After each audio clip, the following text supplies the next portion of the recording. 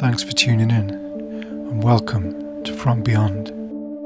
Tonight I'm sharing two terrifying Bigfoot stories that happened to one couple.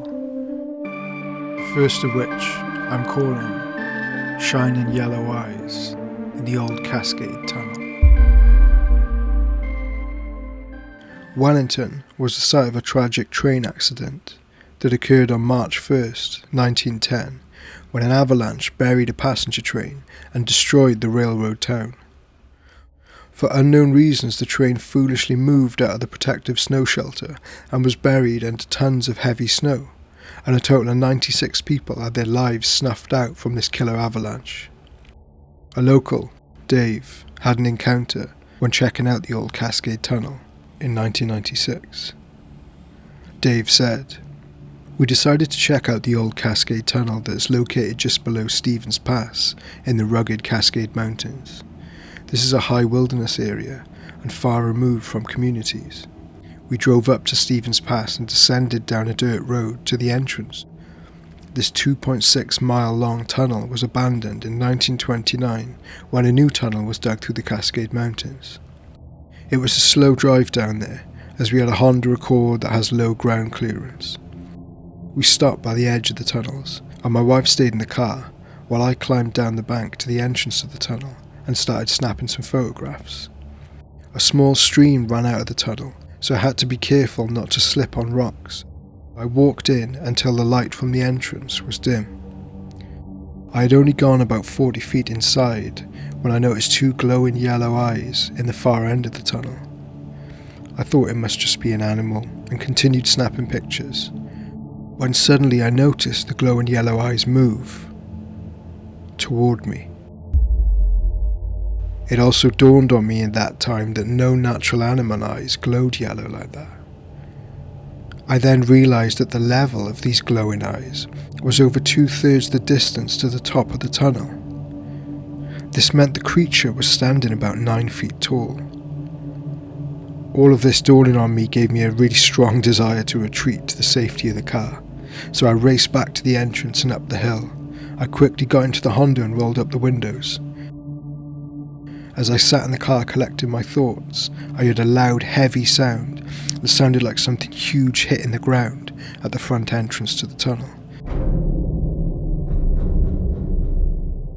It sent a chill up my spine, and I realised that rolling up the windows wasn't going to do much to protect us from this massive creature.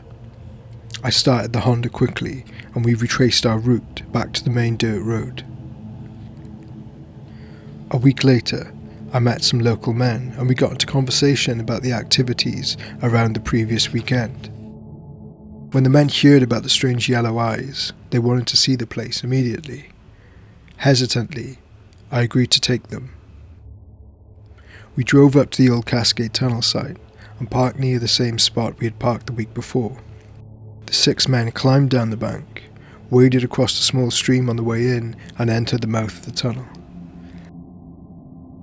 I took along my night vision scope to see farther into the darkness of the tunnel, and we all walked about 40 feet in and stopped.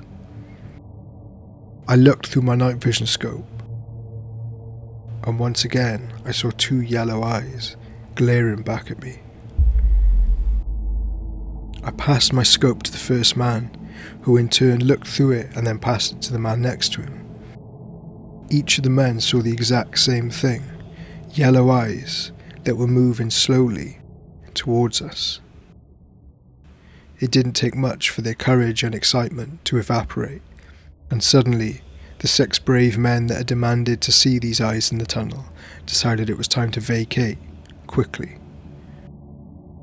We ran back out, climbed the bank, and jumping into our respective vehicles, drove madly for the open highway located about half a mile from the mouth of the tunnel.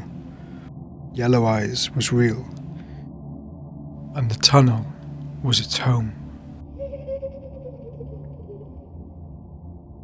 If you've had your own brush with the paranormal and would like your story shared on the show, then you can email me at frombeyondsubmissions@gmail.com. And don't forget to subscribe to be notified every time I drop an episode. Although they escaped unscathed, Yellow Eyes wasn't the only Bigfoot experience that Dave and his wife Sharon encountered. This second experience with such a monster occurred appropriately at Bigfoot Canyon in northern Utah, and this is told by Sharon. Dave and I have always been interested in paranormal phenomenon, but this experience took place in 1990, long before we involved ourselves in ghost research. We'd heard stories of Bigfoot, but we never dreamed our path would lead us into a remote canyon where we would experience it firsthand. Although it has been 18 years since this incident took place, it remains clear in our minds. We had done some research into historic sites in Utah, which is where we were living at the time, and we discovered that not far from where we were living, there was a site where many stagecoaches had fallen into a steep canyon. It seemed, according to records, that the trail led dangerously close to this canyon, and if any kind of driver was unaware of the location of the deep crevice in the ground, chances were good that the coaches would end up at the bottom, between the steep rock walls. Rumour had it that gold coins and valuable items had never been recovered from the stagecoaches that crashed down to the bottom of the rocky gorge. So we decided to ask two of our friends to join us in a day of hiking, just to see what the canyon was all about. It was a blustery day, grey and cold with the wind howling. Remnants of past snowstorms remained in the nooks and crannies as we made our way up the mountains. Dave and I met our friends, Dave and Diane, at a cafe not far from our destination. The aroma of homemade cinnamon rolls and freshly brewed coffee filled the air, and the sun was just rising over the mountains. We looked forward to a day of hiking and exploring, even though the weather was cold and stormy. And as the weather forecast promised sunny skies, we decided to proceed with our plans and head further into the mountains to find the mouth of the canyon. We found the turn, parked our vehicles under old-growth trees, grabbed some bottled water and started off on our adventure. We could hear water gurgling over the rocks in a stream nearby. The stream seemed to flow down the length of the canyon, but at that time most of the stream bed was solid ice. The trees towered around us, and the rocks formed solid walls that grew around the mouth of the canyon. It didn't look like much at first glance. In fact, it didn't appear to be a canyon of any length or depth, but looks can be deceiving, as we were soon to find out. We walked side by side for a short time, but we found we had to walk single file as the trail angled around rock outcroppings, rising and falling, narrow enough for only one person to pass through.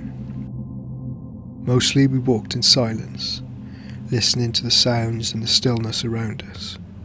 There were birds here, and their chirping in the treetops, and a squirrel here and there, but little else outside of the distant sound of the gurgling stream. There was no cold wind blowing anymore. We had left that behind, and it was replaced only by a strange stillness in the air. When the trail dipped down along a frozen stream, and it widened enough so we could rest and talk, we stopped and sat on boulders along the trail. It was cold and beautiful, and we felt as if we were a world away from civilization. We were four friends enjoying the beauty of nature, exploring an area of Utah history. It was exhilarating. Though we had heard sounds of birds chirping and water flowing as we walked along the trail, we realised now as we sat catching our breath that there wasn't a sound. And the deeper into the canyon we'd hiked, the less the snow had melted under the cover of the trees, and the quieter it got. The canyon itself was heavily wooded.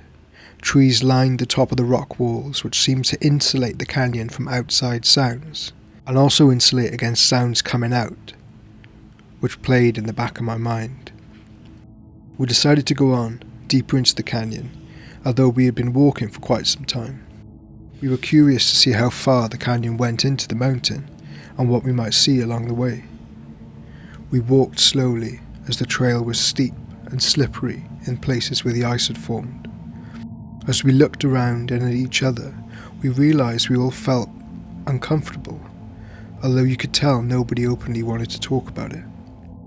When we finally did speak, we all agreed that it was getting eerie, and we felt as though we were being watched, even though we knew we were totally alone. We reasoned that maybe because of all the outside sound being blocked out, and because we felt isolated from other people, that's why we felt the discomfort. But I couldn't help thinking that no one really knew where we were if something were to happen. Dave found a solid footprint in the partially melted snow, placed his hand inside it, and we figured out that it must have been about 18 inches long. There were signs of what could have been more prints, but little was left, and only one print remained clear enough to identify. It was not the print of a bear, but something close to human, with huge feet. We slowed our pace to cross over some large rocks crossing the trail. As we did, Dave discovered a bone lying on the ground. He held it up and we looked closely at it. It was fairly long and very unusual, unlike a human bone or that of any animal we had seen before.